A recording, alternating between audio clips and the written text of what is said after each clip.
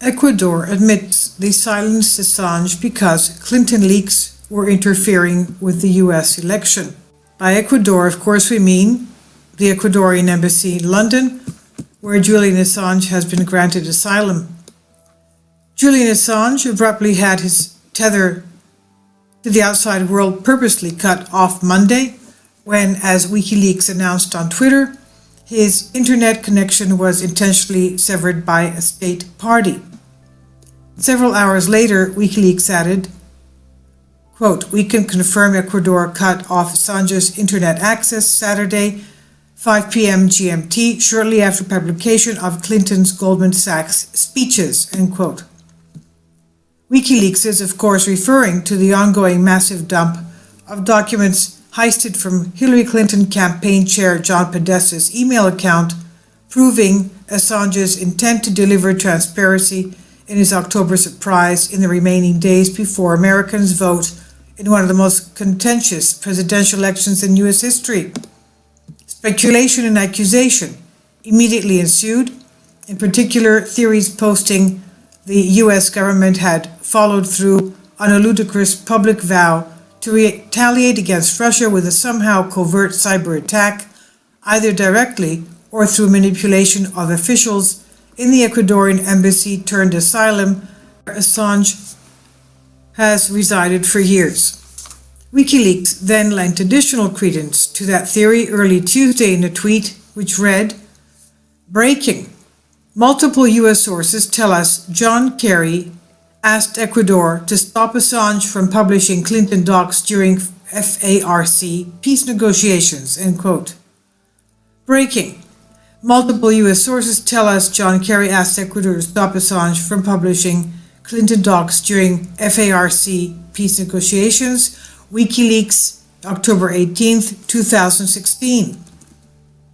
In the context of tweets prior to that about Assange's riven internet connection, which proffered what appeared to be encryption keys headed sequentially with each of three pre-commitments on John Kerry, Ecuador, and UK FCO, that announcement further fueled speculation without offering proof. In fact, the Free Thought Project found the timing of the internet cutoff in relation to WikiLeaks' release of the factious Goldman Sachs transcripts so dubious, we posited the move akin to flagrant state-sponsored censorship of the press.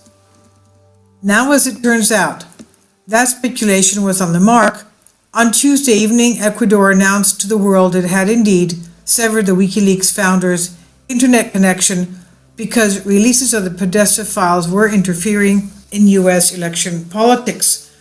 According to Ecuador's official statement, with emphasis added, quote, "Ecuador granted political asylum to Julian Assange in 2012 based on his legitimate fears of political persecution because of his journalistic activities as the editor of WikiLeaks. In recent weeks, WikiLeaks has published a wealth of documents impacting on the U.S. election campaign. This decision was taken exclusively by that organization.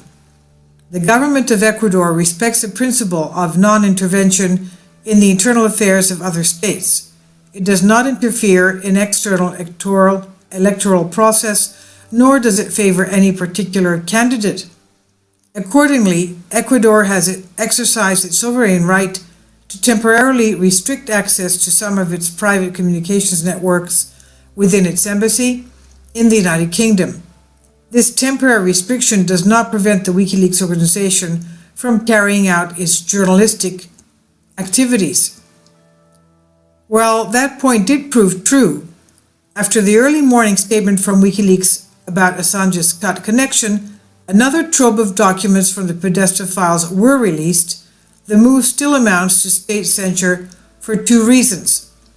For one, severing Assange's internet connection constitutes government punishment without his ability to either defend his position or refute Ecuador's assumptions he intended to disrupt the election. Secondly, the fact Assange has no other viable means of communication with the outside world equates that abrupt removal of access with the blatant suppression of an authoritarian government writ large. Additionally, in light of the Ecuadorian government's previous assertion it would defend Assange's press freedoms unconditionally, the sudden removal of his ability to communicate, coincident with the Secretary of State John Kerry's ongoing negotiations in Ecuador and continued repercussions to the Clinton campaign from the October surprise, would lend legitimacy to suspicion the U.S. government indeed played a more direct role in the decision that is being asserted. Although that last point may prove unfounded or never come to light, it would appear freedom of the press and of the speech have suffered a fortuitous and telling direct hit. This is contributed by the Free Thought Project and it's on the Daily Sheeple. I'll leave a link below for you for this.